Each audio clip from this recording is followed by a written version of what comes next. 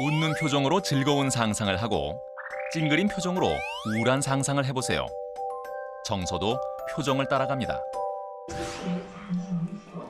볼펜을 입에 물고 웃는 표정과 뾰루퉁한 표정을 짓게 했습니다. 같은 내용을 보면서도 느끼는 것은 조금씩 달라집니다. 정서는 보고, 듣고, 배우는 것에 영향을 줍니다. That one of the reasons we're so smart as a species is that we're so emotional. 공부를 하면서 국어 공부에 자신감이 생기면 이 자신감은 확산되고 전염이 되거든요.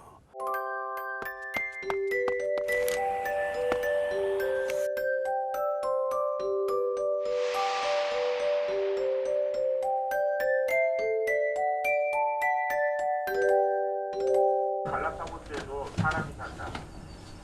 지금 갈라파고스 제도 전체의 인구는 약 2만 명 정도고 조명을 어둡게 하고 다큐멘터리를 보는 중입니다. 자세히 보면 사람들이 볼펜을 입에 물고 있는데요. 표정에 따른 감정 상태를 알아보는 실험 상황입니다. 볼펜을 이로 물면 얼굴 근육이 웃을 때와 같아지지요. 입술로 살짝 물고 있으면 입을 삐죽 내민 표정이 됩니다. 이렇게 웃는 표정과 뾰루퉁한 표정을 만든 실험자들. 함께 자연 다큐멘터리의 한 부분을 보고 있습니다. 같은 공간에서 같은 내용을 본 네 사람. 과연 기억 속의 풍경은 어땠을지 서술해 보도록 했습니다. 뾰루퉁한 표정을 했던 백지현. 조목조목 간결하게 내용을 정리했습니다. 너무 졸립고요. 보는 도중에 계속 졸 뻔했고요. 처음에 나온 그 거북이 내용은 특히 더 재미없어서 생긴 게 너무 이상해서. 펭귄 내용은 그래도 조금 재밌었어요. 역시 뾰루퉁한 쪽의 김남희는 내용을 꽤 구체적으로 분석하고 있습니다. 좀 제가 관심 있는 분야고 특히 거북이 그리고 매 이런 부분이 되게 기억에 남았고요. Wenn ich negativ gestimmt bin, habe ich nicht diesen Denkstil holistisch, sondern den Denkstil analytisch. Dann versuche ich genau zu verstehen, welche Bestandteile gibt es in einem Sachverhalt, den ich lernen muss über Geografie oder über eine Sprache oder eine Mathematik. 웃는 표정을 했던 이하영은 전체적인 감상을 위주로 서술했습니다. 전체적으로 갈라파고스 섬이 예뻐서 보고 있으면 마음이 좀 편안해진다는 느낌이 들었고, 제가 좋아하는 펭귄이 나와서 그다음에 적도에서 펭귄이 살기 되게 더울 텐데 그런 생각이 많이 들었는데, 호주에서 봤던 작은 펭귄이랑 이렇게 같이 생각나면서 보게 돼서 재미있었던 것 같아요.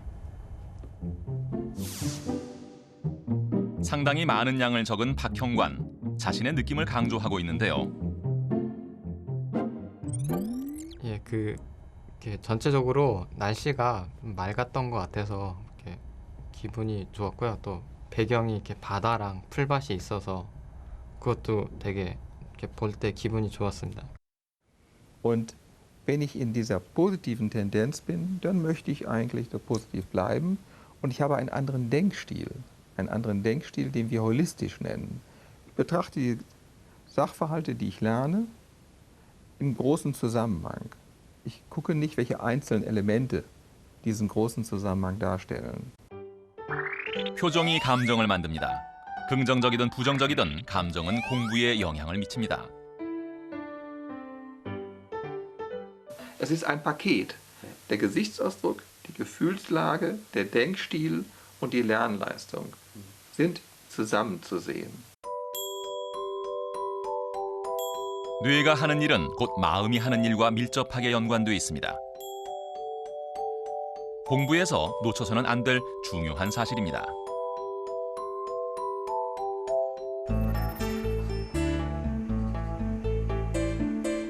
초등학생들에게 문제를 내주었습니다. 한 자리에서 서로 다른 문제를 받아서 풀게 됩니다.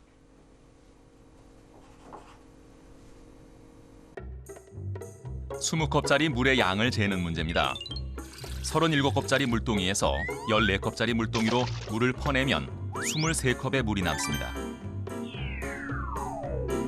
여기서 3컵짜리 물동이로 한 번 더 퍼내면 20컵의 물을 잴 수 있습니다. 한 아이는 이런 복잡한 풀이 방식의 문제를 풀게 됩니다. 다른 문제는 좀 간단합니다.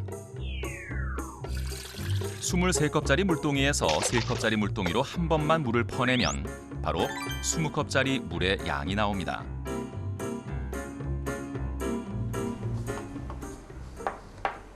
정신없이 문제를 푸는 세원이, 여유만만해 보이는 제천이, 복잡하게 풀어야 하는 세원이의 계산은 한참 동안이나 계속됩니다.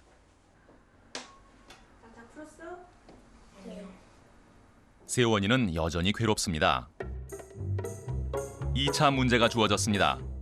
자세히 보면 2개의 물동이만으로 해결할 수 있는 문제인데요. 18컵의 물과 2컵의 물을 더하면 답이 나오는 것이죠. 물을 퍼내는 것이 아니고 더한다는 것이 조금 다를 뿐입니다.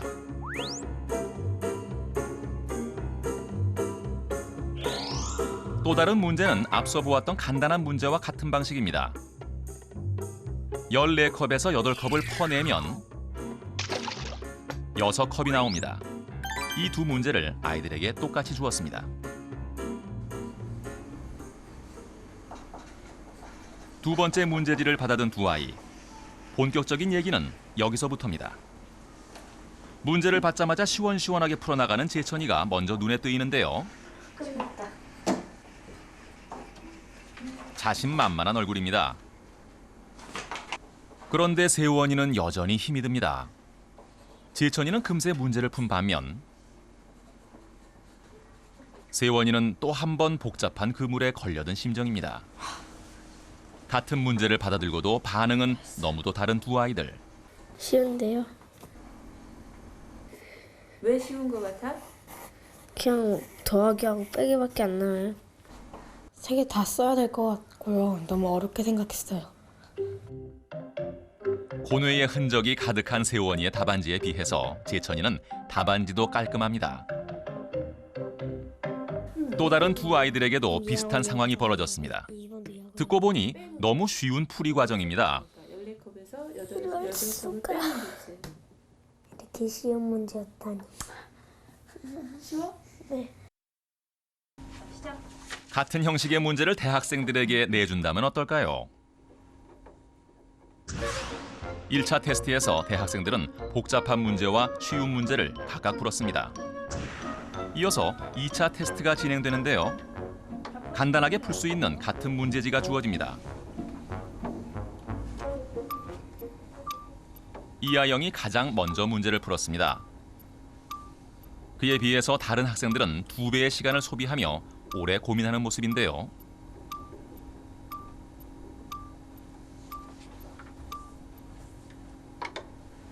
이유를 들어보겠습니다. A 플러스 C라는 건 몰랐죠? 네, A 플러스 C는 몰랐어요. 왜 몰랐을까요? 이렇게 단순한 걸? 단순한데요. 단순한 거 복잡하게 풀 수도 있는 거니까요. 다른 친구 근데 A 플러스 C가 꼭 정답은 아니잖아요. 그러니까 결과를 22로 만들어야 되는 거지 이게 정답은 아닌 거예요. 그러니까 이 방법도 22가 되는 건데 굳이 빨리 풀었다고 해서 창의력이 많고 이런 건 아닌 거죠. 그러니까 제가 틀린 건 아니잖아요. 앞에 풀었던 문제 절차에 그냥 무의식적으로 따라서 푼 거죠. 예. 사실은 문제 자체는 굉장히 간단한 문제였는데.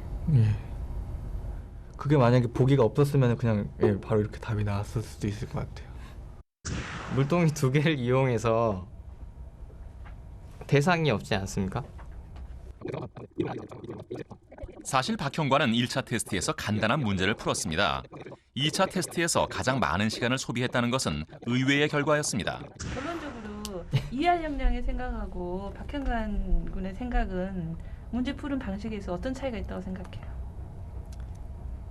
제가 좀 한 번 더 생각한 것 같은데 빈 물동이를 만들어야 된다는 그런 거를.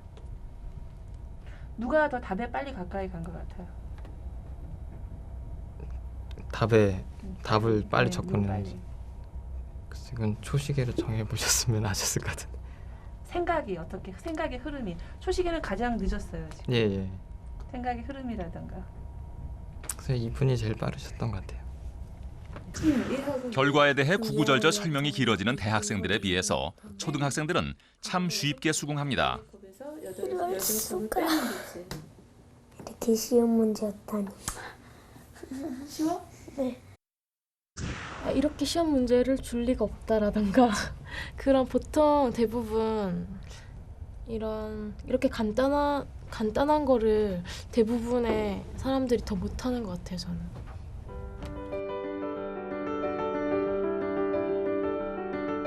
같은 문제를 어떤 사람은 어렵게, 어떤 사람은 쉽게 받아들이는 마음. 왜 이렇게 다른 결과가 나오는 걸까요? And emotions tell us what's important. So emotions are actually a part of logical thinking. Yet in many human cultures, people seem to believe that emotion and cognition are separate. In fact, they're not separate, they're completely together. So, just slight shifts in mood can really affect the kind of flexibility of problem solving. So in that sense, emotions are clearly very relevant. Emotions also, as I noted before, help us know what's important.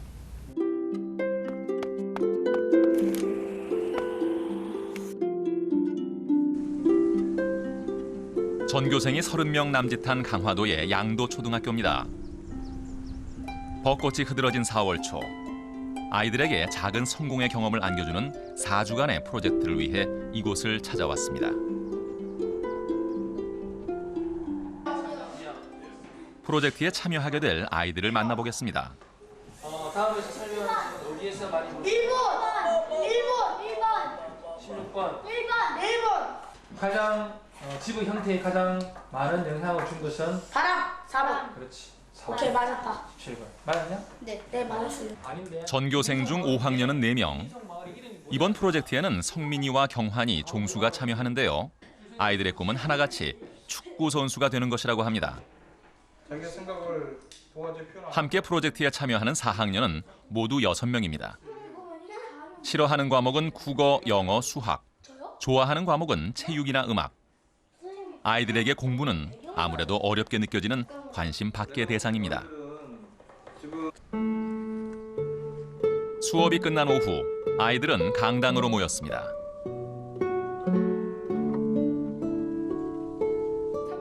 걱정이 되는데, 그런데 오늘은 뭘 할 거냐면, 여기 지금 종이를 선생님이 여러 장을 가져왔거든. 그렇지, 종이 접기 할 건데 오늘은 어떤 종이 접기를 할 거냐면, 너희들이 가장 재밌어하는 거, 종이 비행기 만들기. 너무 신기하지? 은영이가 제일 좋아하는 건 뭐 있어? 선생님한테 뽀뽀하는 거.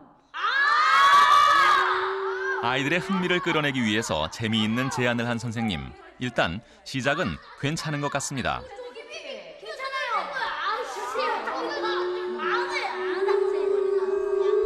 그래서 오늘 종이, 여기 있는 신문지든 아니면 광고지든 자기가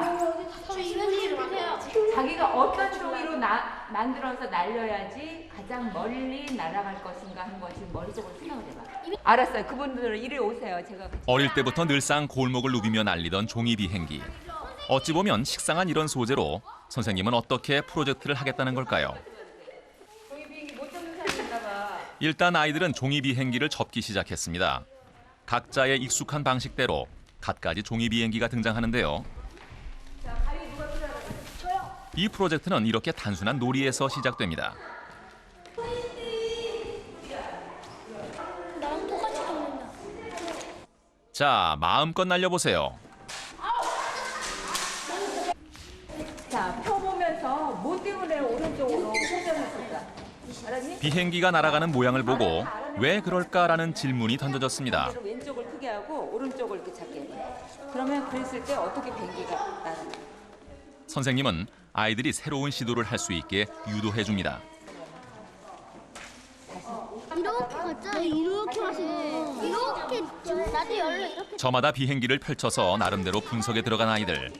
대체 비행기는 왜 그렇게 날았을까? 슬비는 잡히는 대로 비행기를 펼쳐서 들여다봅니다. 오빠도 휘었어. 혹시 1번? 질문이 시작되면서 아이들은 한 단계 더 높은 논리에 다가서게 됩니다. 아이들이 이제 단순한 어떤 작업보다는 이런 어떤 데이터를 구하는 어떤 이런 작업이 처음에는 흥미도가 많이 떨어졌어요. 흥미도가 많이 떨어지고 힘들어하지만 최정혜 선생님은 지난해에도 같은 비행기 날리기 프로젝트를 진행했습니다. 아이들이 스스로 탐구하는 데 흥미를 갖도록 하기 위해 이 프로젝트를 시작했다고 하는데요. 나중에 점점 하면서 자기네들이 한 작업이 가시적으로 이렇게 데이터로 나오고 차트로 나오는 과정에서 훨씬 흥미로워하고 그 다음 수업으로 하고 싶어하는 어떤 동기유발이 되고 그 다음에 어떤 학습에 의욕이 생겼던 점에서는 참 좋았던 어떤 프로젝트는 모둠별로 진행됐습니다. 먼저 은영, 경환, 소리의 두 번째 모둠을 볼까요? 비행기를 날린 후 그 결과를 개념도, 즉 마인드맵 형태로 그려보는 것인데요. 평소 수업 시간에 쓰던 방법이라 어렵지 않게 해내는 모습입니다. 맨 앞에 왔어. 세 번째 모둠에서는 성민이가 날리고 현재가 부지런히 자로 잽니다. 왜 이렇게 찌끄러워? 슬비는 기록을 맡았는데요. 가장 복잡한 형식의 과제를 하기 때문인지 뭔가 일이 순조롭지 못한 분위기입니다. 빨리 말해. 106.3. 너 63cm가 아니라 아까 한 2m쯤 될 것 같은데. 그럼 다시. 야 진짜. 첫 번째 모둠의 종수와 승인데요. 무조건 열심히 날려보는 것이 과제입니다. 몇 번 날려보더니 이내 상황이 끝납니다. 아 저희는 저렇게 적는 게 아니고요. 날려서 암기하는 건데요. 암기는 제가 다 했어요. 그래서 다 했어 이제? 네, 이제 최 선생님한테 말씀만 하시면 되는데요. 지금 도와주고 계셔가지고 지금 기다리고 있어요. 너희들은 결론이 났어? 네. 결론이 뭐야? 일단 추진력의 중심점은 이거 중간이 제일 좋고 날개는 큰 것보단 작은 게 좋아요. 이게 중심이 아니라 요 세 번째 모둠에게는 한 단계 업그레이드된 과제가 주어집니다. 비행기를 날리면서 측정한 모든 수치를 컴퓨터로 자료화하는 것입니다. 361 234 290 기록들을 가지고 통계를 내고 결과를 분석하는 중인데요. 운동장에서는 약간의 시행착오를 겪었던 아이들이 시간이 지나면서 점차 과학적인 분석에 접근해가고 있습니다. 이 모둠 아이들도 결과를 놓고 한창 이야기 중입니다. 개념도로 정리한 실험 결과를 종합해 좀 더 변형된 모양의 비행기를 만들어 볼 생각입니다. 이렇게 바람을 더 많이 받아가지고 이렇게. 여기서 이제 변형을 해보는 거야 비행기를. 너무 작아도 안 좋다. 그 사이 3모둠에서는 통계 결과가 나왔나 봅니다. 그래서 어떤 조건에서 어떤 비행기를 날렸을 때 가장 좋은 기록이 나왔는지 그래프를 통해서 한눈에 쉽게 알아볼 수 있도록 정리가 됐습니다. 이렇게 차트가 나온 거야. 이제는 비행기가 날 수 있는 최적의 조건을 보다 과학적으로 분석할 수 있게 된 것이죠. 그다음에 이렇게 크게. 이때 문 밖에서 고개만 빼곡 들이밀고 있는 1모둠 아이들. 더 이상 탐구해볼 것이 없는 아이들은 도무지 재미가 없어졌습니다. 오늘의 경험은 아이들에게 어떤 모습으로 자리 잡게 될까요?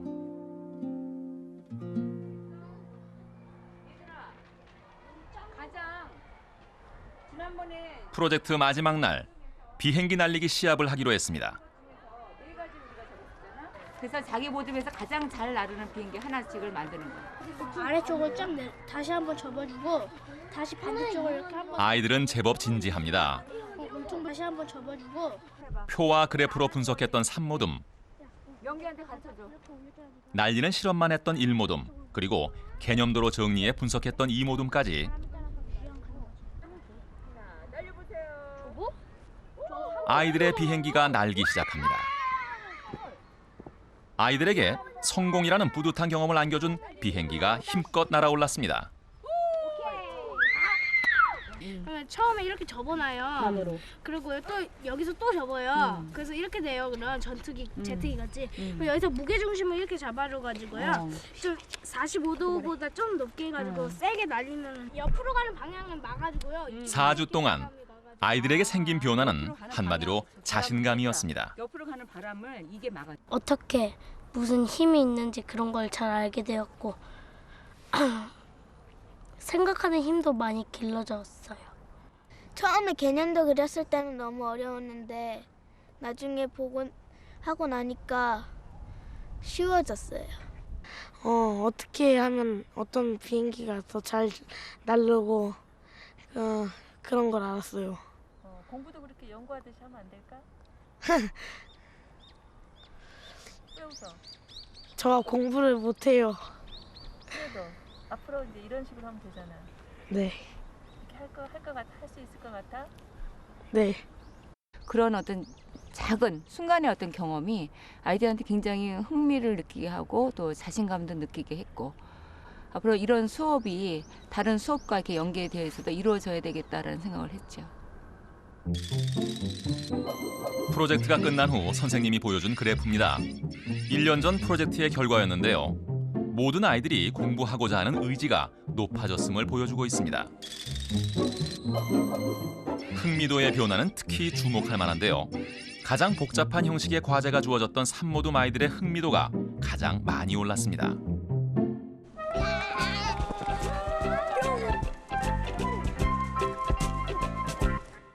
이렇게 열심히 노력하고 흥미를 가지고 하니까 점점 더 우리가 비행기를 더 잘 만드는구나 하면서 그 과정을 통해서 성공감이 이제 성공 체험을 하는 거죠. 성공 체험을 하고 나면 거기에 당연히 자아 개념이 변해요.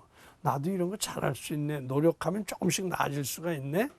이런 그 성공 체험이 자아 개념을 긍정적으로 바꾸고 그 바뀐 그 학습과 관련된 구체적인 모습이 자신감으로 나타나는 거죠.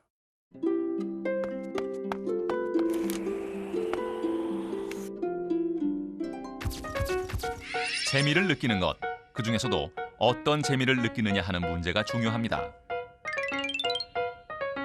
실험을 통해서 재미가 어떻게 학습과 연관되어 있는지 알아보겠습니다. 암행어사 출도요 소리가 들렸다. 춘향이는 기쁨에 고개를 들었다. 이도령과 춘향이는 포옹을 하였다. 어사 박문수가 춘향이를 보고 있었다.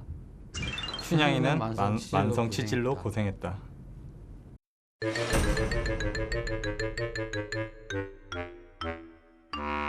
세 번째. 맨 마지막 부분이에요. 3번.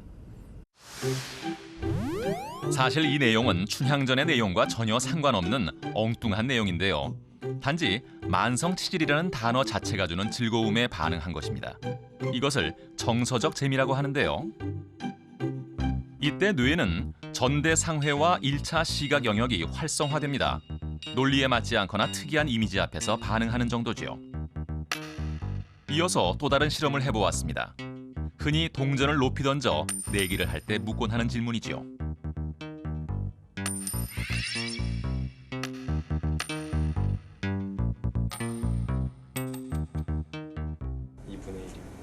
그러면 5대 5? 예. 확신해요? 예. 왜요? 저희가 배웠던 내용들. 배웠어요? 그렇게? 예. 자신할 수 있어요? 각각 2분의 1씩이 50대? 50. 예. 자신할 수 있어요? 확률인가? 예. 50, 확신해요? 50. 예. 어디서 그런 확신을 갖게 됐어요? 경험. 각각 2분의 1. 그렇죠? 예. 반반이라고 생각해요? 확신해요? 네.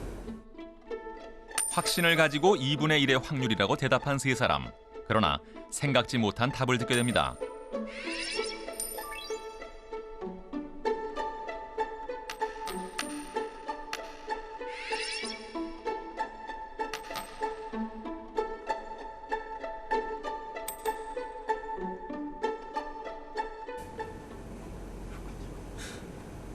어떠세요? 새로운 사실을 알고 나니까. 이제까지 배운 게 뭘 배웠나 싶네요. 뿌듯해요? 뿌듯하진 않고? 뿌듯하죠. 속고 있었다. 그냥 잘 몰랐었구나. 새로운 사실에 흥미를 느꼈을 때 전두엽이 활발하게 반응하고 이것을 인지적 재미라고 합니다. 할 게 없어서 심심해요. 친구들 막 자료 열심히 지고 있는데 얘는 저가 없어요. 자가 없어서 안 되는 거야. 아까 내가 들었는데 자가 없어서 다행이라고. 네. 단순히 비행기 날리는 재미에서 그쳤던 일모둠은 정서적 재미에 해당합니다. 중간 거가 제일 많이 나가요. 일일이 다 재보고 그러려면 힘들지 않나? 힘들어도 정확하게 할 수 있어요. 그래도 힘들게 한 만큼 그만큼 알 수 있으니까. 어려운 과제를 해나가면서 새로 배우는 것이 많았던 삼모둠은 인지적 재미를 느꼈던 것입니다. 새로운 것에 흥미를 느끼는 것은 학습에 큰 영향을 미칩니다. And we had a parent who came in complaining about his son, saying his son would not read the textbook that the teacher gave him in 4th grade, but kept trying instead to read the lawnmower manual, the manual about the lawnmower for cutting the lawn. You know, this child loved lawnmowers. 아이를 걱정하는 부모에게 해준 말은 좋아하는 것을 통해서 배우게 하라는 것이었습니다. 아이가 잔디깎기 설명서 읽는 것을 배운다면 책을 어떻게 읽는지도 배우게 될 테니 말이죠. Instead of trying to force him to learn something that he's not interested in, let him learn to read with material that he's really interested in. And you know, education can do much better if we allow students to pursue their own interests in order to learn the basic skills that they need, like reading and mathematics. Of course, they need reading and mathematics, but there are many things to read. 배우는 동안 흥미를 유지할 수 있다면 공부는 훨씬 더 많은 향상을 불러올 것입니다. 자신감도 함께 커질 테고요. 초등학교 4학년 교실인데요. 수학 시간 분위기가 무척 활기차 보입니다. 선생님은 아이들의 작은 반응에도 크게 칭찬을 해줍니다. 아이들이 뭔가를 배울 때 재미있다고 느끼기 위해서는 편안한 상태를 만들어주는 것이 중요합니다. 틀린 답이 나올까 걱정하는 마음을 없애주고 적극적으로 참여하도록 이끌어주면 아이들은 점차 즐거워하고 자신감도 갖게 됩니다. I just feel that being positive gets better results from students. Even if the answer they're giving is a very simple answer, they need to know that they got it right. They need to know that, you know, I got that one right, so maybe I'll get the next one right that is also hard. And from maybe that one day of giving that confidence to them, it builds day on, and then hopefully they do very well. 사막에서 우물을 팔 때 필요한 것은 반드시 물이 나올 거라고 생각하는 낙관성입니다.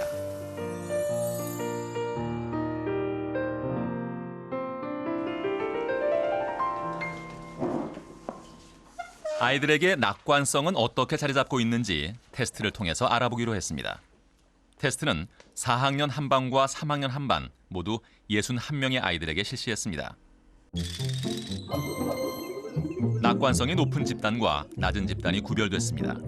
각 집단에서 3명씩 아이들을 스튜디오로 초대했습니다. 한 번쯤 나가고 싶었어요. 춤 좀 하고 싶었어요. 환하게 받아들였어요. 가기 싫다고 말했는데. 가기 싫다고. 네. 그래도 엄마가 갔으면 좋겠다고 해서 온 거예요? 네. 아니 가라고 해서. 엄마가 말해줄 때는 싫다고 그랬어. 스튜디오에 들어서면서부터 아이들의 낙관성을 조금 엿볼 수 있었습니다. 아이들에게 낙관성을 찾는 이유는 실패에 대처하는 태도와 관련이 있기 때문이지요. 끊임없이 문제 해결 상황에 직면해야 하는 것이 공부라고 한다면 실패를 털고 또다시 도전하는 태도는 공부를 지속하는 데 반드시 필요합니다. 되게 잘하겠다. 칭찬하고 있는 중에 얘는 무슨 생각하고 있어? 아이들 앞에 놓인 만화 속 이야기에는 결말이 없습니다. 아이들은 이야기 속에 자신의 생각과 감정을 이입해 결말을 만들어 보기로 했습니다. 아직 일어나지 않은 일에 대해서 아이들은 어떤 이야기를 그려낼까요? 다른 친구들이 어려워하는 시험에서 나만 100점을 맞았네요. 선생님께서는 칭찬을 해주십니다. 어쩌면 이렇게 공부를 잘하니 다른 과목도 다 잘하겠구나. 이때 나는 뭐라고 대답을 할까요? 그럼 정환이는 이때 어떤 얘기를 할 것 같았어? 제가 100점을 맞기 위해 공부를 많이 했어요. 지금까지 공부를 많이 했다는 얘기를 꼭 하고 싶구나. 그러면은 정환이는 다른 과목도 공부를 많이 열심히 하게 되면 똑같이 잘할 수 있다고 생각하고 있는 거야? 네. 그러면 윤식이는 어떻게 대답을 할 것 같아? 선생님한테? 지금 과목만 잘하지 다른 과목은 잘하는지 잘 못하는지 알 수 없다고. 알 수가 없다. 네. 왜 그렇게 생각을 했어? 한 과목을 잘하면 다른 과목을 못할 수도 있겠다. 못할 수도 있으니까. 네. 낙관성이 높은 아이는 좋은 일이 생기자 자신을 칭찬해줍니다. 낙관성이 낮을 때는 좋은 일이 생겨도 그때뿐이라고 생각하는 경향이 있습니다.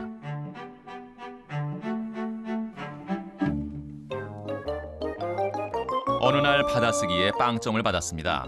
그런데 그날 오후 친구들과 함께 축구를 하게 됐는데 열심히 축구를 하던 중에 마침 내가 찬 공이 골문을 향해 날아갑니다. 이때 나는 골인을 시킬 수 있을까요? 이때 어떤 결과가 일어날 것 같아? 아이는 이길 수 있다는 마음으로 생각을 하기 때문에 나는 이길지도 모른다는 생각을 한다고 생각해. 그랬어요? 그럼 이 공은 결국 들어가는 거예요? 안 들어갈 거라고 생각하고 있어요? 들어갈 거라. 한 번만 더? 들어갈 거라고 생각해. 결과가 어떻게 됐을 것 같아요? 못 넣었을 것 같아. 못 넣었을 것 같아요. 왜 그렇게 생각했어요? 그래도 시험이랑 똑같이 자기도 시험에 노력하지 않으면 자기도 나쁜 결과가 나오니까 축구도 그냥 마구잡이로 이기려고 그러면 나쁜 결과가 나올 것 같아. 낙관성이 높은 아이는 나쁜 일이 생겨도 그때 상황에 한정해서 생각하고 바로 잊어버립니다. 반면 낙관성이 낮은 아이는 나쁜 일이 생기면 다음 일도 그것의 연장선으로 생각하게 되죠. If they're not confident, then they don't even enter the game. They don't try to solve the problem because they assume they're not going to be able to. It's a self-fulfilling prophecy. I know I'm not going to be able to solve it, so I'm not going to try. 심리학자 마틴 셀리그먼. 학습된 무기력이라는 개념을 만들었습니다. 그에 따르면 무기력은 선천적으로 타고나는 것이 아니라 환경에 의해서 후천적으로 형성되는 것입니다. 학습된 무기력을 보여주는 개의 공포 실험입니다. 끈에 묶여 상자 안에 들어간 개들에게 전기 충격을 가합니다. 24시간 후 줄을 풀어주었을 때 1번과 3번의 개들은 안전한 곳으로 도망을 갔지만 2번 개는 전기 충격을 피하지 않았습니다. 그 자리에서 고스란히 고통을 겪고만 있었습니다. 무기력을 학습하게 된 것이죠.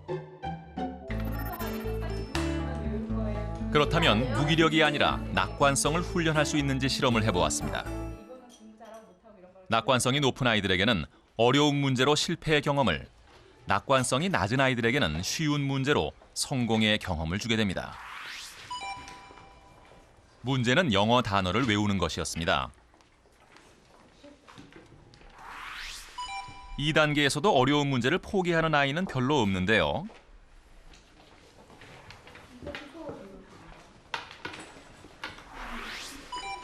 (3단계에) 들어서자 두 집단이 서로 분위기가 달라집니다.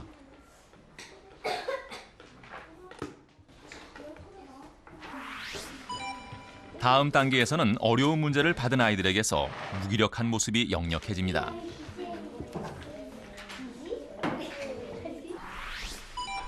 (5단계에는) 정도가 더 심해지는데요.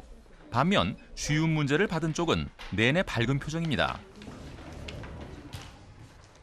아이들은 이 상황을 어떻게 받아들이게 될까요? 6단계에서 낙관성이 낮은 아이들이 훨씬 더 많이 손을 들었습니다. 그래서 6단계에 계속 도전해보겠다. 난 다음 문제 도전해보겠다. 도전 의지를 보인 아이들은 본래 낙관성이 낮은 집단에서 훨씬 더 많았습니다. 이번에는 나는 다음 문제에 포기하겠다라는 포기하겠다. 결과는 낙관성이 높거나 낮은 것과는 상관이 없었습니다. 어려워서 포기했어요. 그래도 도전해보고 싶은 생각은 없어? 네. 왜? 어차피 해봤자 그거 거의 다 틀릴 게 뻔하니까. 저도 어차피 안 될 건데 해봤자 소용이 없잖아.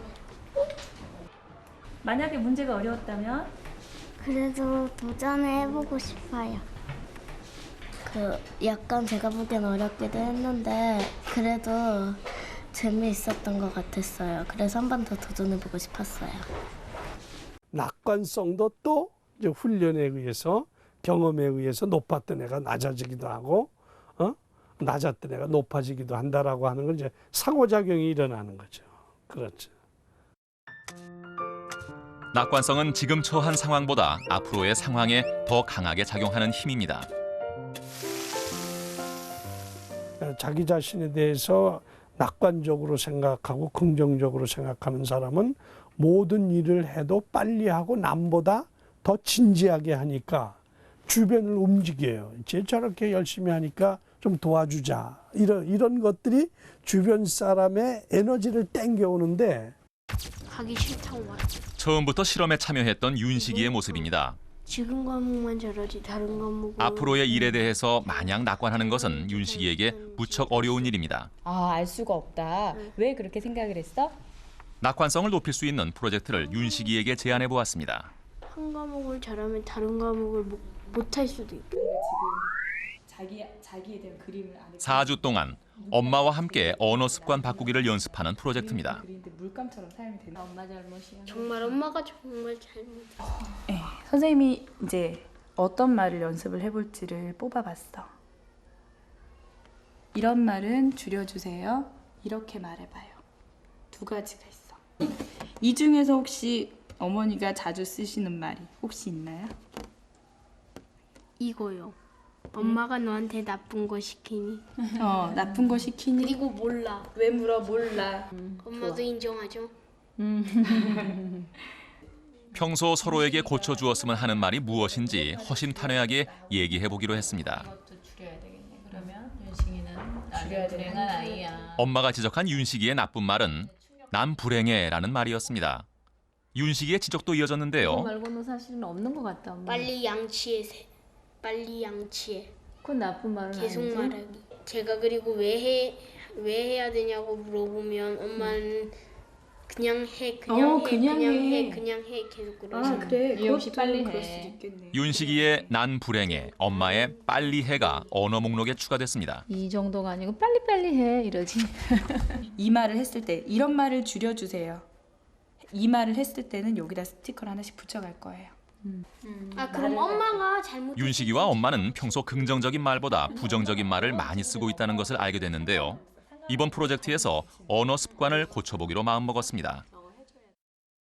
그런 낙관적이냐 비관적이냐 뭐 이런 것들은 언어 생활을 통해서 분명히 드러납니다. 또 그 아이의 행동을 관찰해 보면 매사에 자신이 없어 하고요. 그죠? 매사 어떤 일이 되면 그 결과에 대해서 부정적인 생각을 가지고 있고 그러다 보니까 말이 언제나 같이 그런 식의 말이 나오죠. 뭐 난 해보나 마나야. 뭐 해봤자지 뭐 그죠? 그러고 이제 뭐 아예 나는 뭐 불행해 뭐 이런 식의 자기 자신에 대해서 또 자기가 하는 일의 결과에 대해서 언제나 부정적 태도를 가지고 있는 거죠. 결국 그것이 하나의 자성예언 효과를 가져와요. 긍정적인 말은 과연 윤식이를 변화시킬 수 있을까요? 이제 윤식이와 엄마의 4주간의 프로젝트가 시작됐습니다. 윤식이와 엄마 사이가 가장 아슬아슬할 때 윤식이가 컴퓨터 게임을 할 때입니다. 제발요.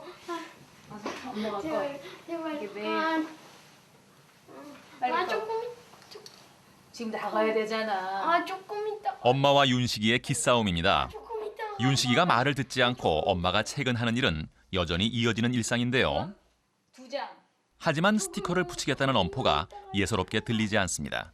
전에 없던 습관이 생긴 것이죠. 대화를 하다가도 고쳐야 할 말이 튀어나오면 서로에게 경고를 하게 됩니다. 그럼 사무실에서 했대요. 그리고 가서 엄마랑 붙여야 되겠어. 붙이고 나가야 돼. 응? 아 싫어요. 붙이는 거 붙여야지. 안 돼요. 가서 엄마가 붙여야지. 안 돼요. 안 돼요도 했어. 3장. 아 안 돼요. 거기 없잖아요. 안 돼요는.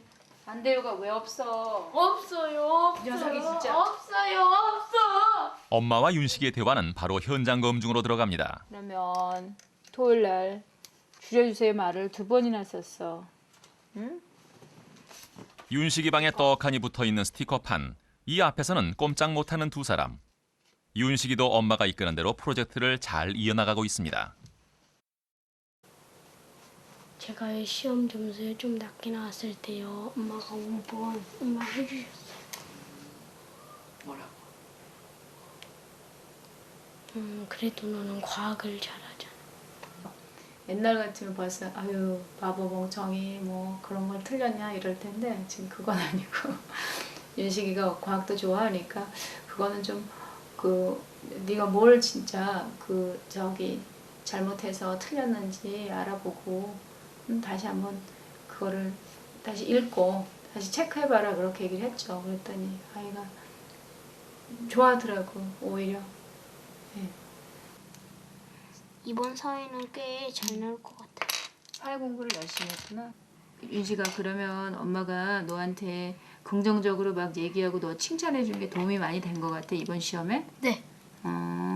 그랬었구나. 그러면 그렇게 얘기를 진작부터 많이 할 걸 그랬어요. 응? 그러면 3학년 때도 열심히 공부를 했었을 건데, 그렇지? 근데 엄마가 맨날 그냥 빨리 해 맨날 너 놀리고 막 그런 것만 해서, 그렇지? 네. 엄마 하여튼 이번에는 굉장히 잘할 것 같아요. 뭐 자신감이 있어요. 이랬어요. 근데 그 자신감이란 게 보니까 또 본인이 그렇게 얘기를 나한테 하고서 또 못 보면 안 되잖아요. 그러니까 공부를 또 꽤나 했어요. 나름대로. 3주째 접어들어 윤식이는 점수가 잘 나올 것 같아요라며 낙관적인 예상을 했습니다. 네. 4주차 때는 완전히 너무 달라요. 완전히 달라요. 마지막 4주째에는 엄마와 윤식이 모두 긍정적인 말을 부쩍 많이 했습니다. 훨씬 많네. 프로젝트를 통해서 긍정적인 언어 습관을 키운 것과 함께 서로의 말에 더 귀 기울이고 더 이해하게 된 엄마와 윤식이. 엄마는 윤식이에게 필요한 자신감을 주는 말을 건넸고 윤식이는 낙관적인 생각을 조금씩 키워가게 됐습니다. 이런 말을 이렇게 말해봐요. 이거는 훨씬 많이 붙어있고 얘는 거의 없고. 한 아이가 아주 낙관주의적 태도를 가지고 있으면서 학습된 성공감, 그런 실패감보다는 성공감을 가지고 있는 아이는 지금보다 계속해서 나아질 거라는 예언을 할 수 있어요. And so yes, indeed, that kind of emotional confidence is really important. But it's not just something you can give someone. For children, it's based in their lives. It's based in how they live in their classroom and in their family every day. 공부를 할 때는 끊임없이 새로운 문제에 직면하게 됩니다. 때론 좌절하기도 하면서 한 단계씩 천천히 나아갑니다. 공부를 지속할 수 있는 힘은 정서에서 옵니다. 아이들은 뭔가 흥미를 느끼는 것에 도전하고 성공의 경험을 통해 얻은 자신감은 다음 학습에까지 확산됩니다. 미래의 학습 역량을 예측할 수 있는 지표는 현재의 위치에 있는 것이 아니라 기본적으로 내재된 태도, 낙관성에 있습니다.